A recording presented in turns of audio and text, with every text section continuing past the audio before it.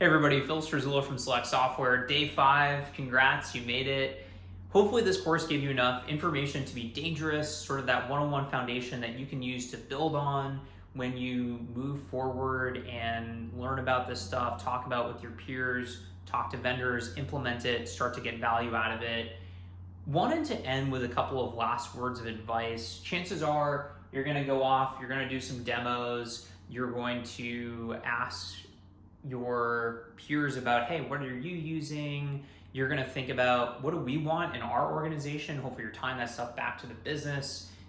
Thinking about, hey, we need more salespeople, and therefore let's get that sourcing technology in, or our bottleneck for sales recruiting is actually screening, and therefore we should use some screening, scheduling, whatever the case may be. You're gonna zero in on a couple of use cases, you're gonna talk to some vendors, and my last advice when talking to vendors is to, first of all, understand what data comes from you, where that data is stored, how it's used, can you get that data back, is it GDPR compliant, all that stuff that your InfoSec team probably cares about, your legal team, and how hard is it going to be to feed that data into their system?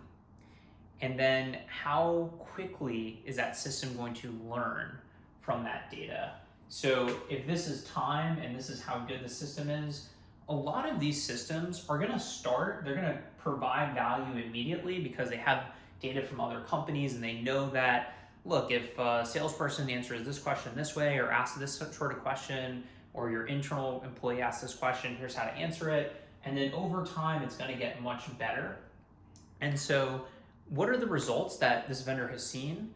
And did those results happen immediately? Like, what was the immediate impact? And what was the 6-month, 12-month, 18-month impact, so that you can model out what this is going to look like for your organization? What are the benefits you're going to capture for your cold-hearted CFO?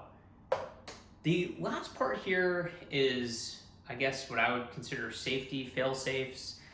Basically, you don't want to, again, replace human beings. AI is meant to augment them. Exoskeleton, just keep thinking exoskeleton, exoskeleton, exoskeleton.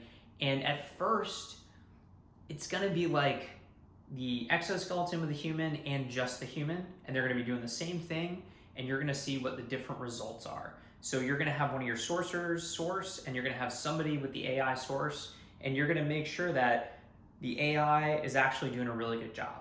This is especially true for screening, for anything that can keep somebody from getting a job. I think it's so important to be fair and make sure that these systems are working for you.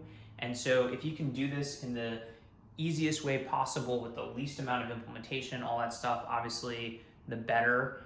And I think what you'll find is that pretty quickly you're gonna realize that this person over here with the exoskeleton is beating that other person who maybe is just sort of using the old solution, which could be really old in some organizations. And so you're gonna see the value, you're gonna see it's validated, and you're gonna say, okay, let's go all in, let's invest in this AI solution. Thank you so much for checking this out. Again, my name is Phil Struzula, founder of Select Software Reviews. Hit us up if you have any questions, and good luck.